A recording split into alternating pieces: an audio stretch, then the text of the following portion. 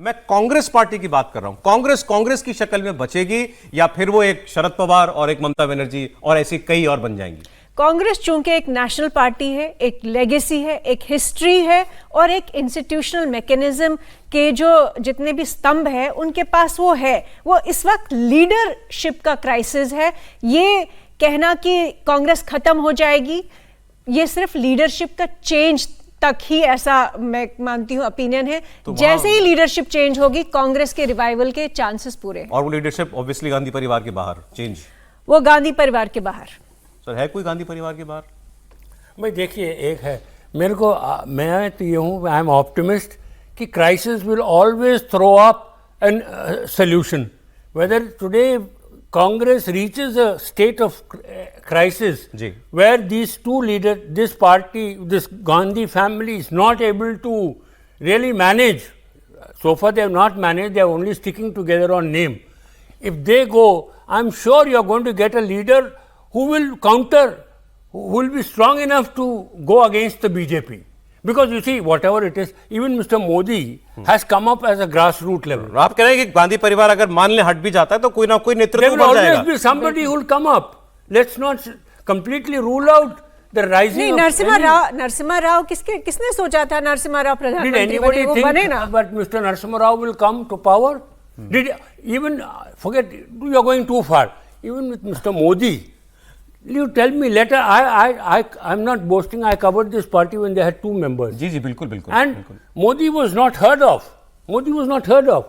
Then he came up. Ram Yatra started. He came up at that time, and since then, because whatever you say, give credit to him. On his own ability, he has come up.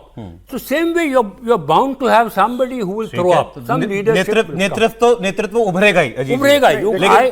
I'm optimistic. But क्या कांग्रेस उस जगह पहुंच गई है कि अब गांधी परिवार के अलावा लीडरशिप रोल में किसी और को सोचे? तो नहीं, देखिए उसमें अब जैसे ये बात हुई ना कि नेतृत्व आएगा, आना चाहिए है, कैसे आना चाहिए है। जिस तरह से नरसिंह राव आए थे, एक वो आने का तरीका था कि सोनिया गांधी ने हैंडपिक किया, उन्होंने शंकर दयाल शर्मा के पास आदमी भेजा, उन्होंने मना किया कि हम प्रधानमंत्री नहीं बनेंगे।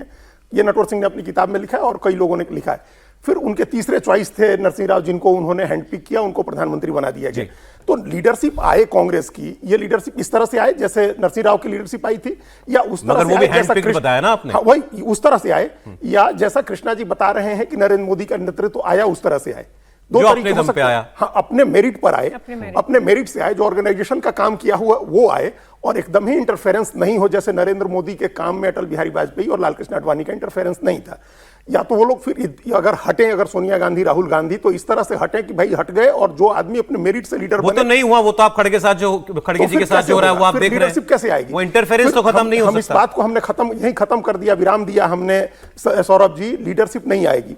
ये लोग दोनों नहीं जाएंगे कहीं, और जब तक ये लोग रहेंगे तब तक कांग्रेस पार्टी में ये रह के अगर मेहनत करने उतरते हैं, काम करते हैं जाकर के, ऑर्गेनाइजेशन का काम क्यों नहीं कर रहे हैं राहुल गांधी? कोई ये क्यों नहीं पूछता है उनसे कि ऑर्गेनाइजेशन का काम अब क्यों नहीं कर रहे हैं? बचा है क्या? भाई हम सिर्फ बिहार की चर्चा करते हो। हमने आपको कितनी बार कहा कि 7 साल से बिहार में कार्यकारिणी नहीं है।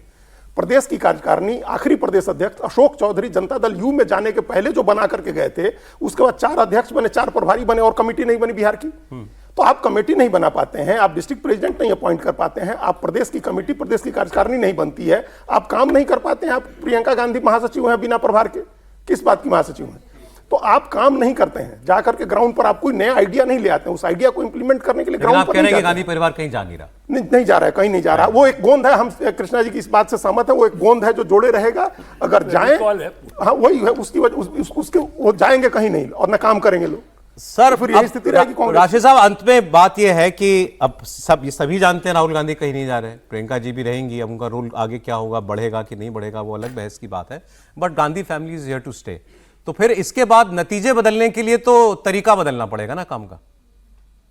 जी सर, वो फैसला कांग्रेस जन को करना है। देखिए, कांग्रेस में राहुल गांधी नेता रहते हैं, कोई और नेता रहता है, ये कांग्रेस वालों ने, मैं फिर कहूंगा, एक आसान रास्ता अपनाया हुआ है। उन्होंने जो है एक अपनी पूरी जो वफादारी और एक लॉयल्टी दे रखी है नेहरू गांधी परिवार को, और वो चाहते हैं कि नेहरू गांधी परिवार उन्हें सत्ता का सुख दिलाए। जो सत्ता का सुख नहीं आता तो उनको भी ऐसा लगता है कि चलो सारी की सारी बात जो है, जैसे आज सौरभ शर्मा की जो डिबेट हो रही है, उसमें पूरा टारगेट जो है वो राहुल गांधी, सोनिया गांधी, प्रियंका गांधी परिवार है। हार गए, बताइए तभी सौरभ शर्मा की गलती है। आसान तरीका है। 75 चुनाव हार गए सर, 75 कितने और?